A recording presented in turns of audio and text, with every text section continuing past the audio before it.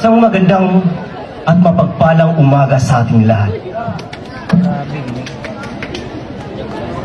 Ito ang aking talumpating tula na pinamagatang Wika Limutan.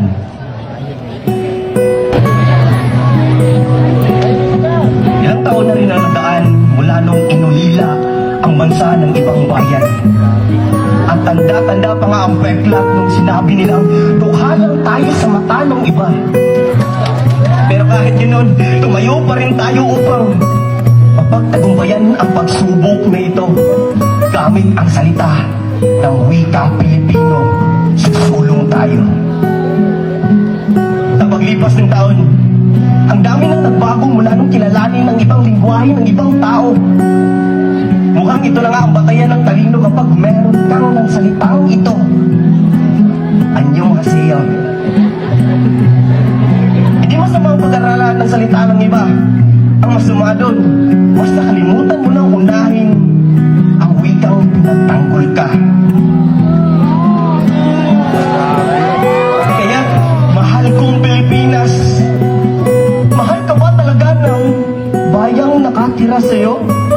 Ang dami mo nang nagawa pero nakakatawa ka pa rin sa hindi iba kundi sariling bayan mo.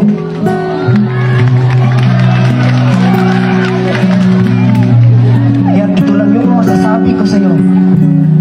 Kaibigan, Pilipino ka at hindi ka banyaga, may dugo-bugaw ka na lumalaban para magpatagumpayan. Para tayong isang gasera na nagbibigay ilaw sa bayan na balutan ng makulimlim na ulap.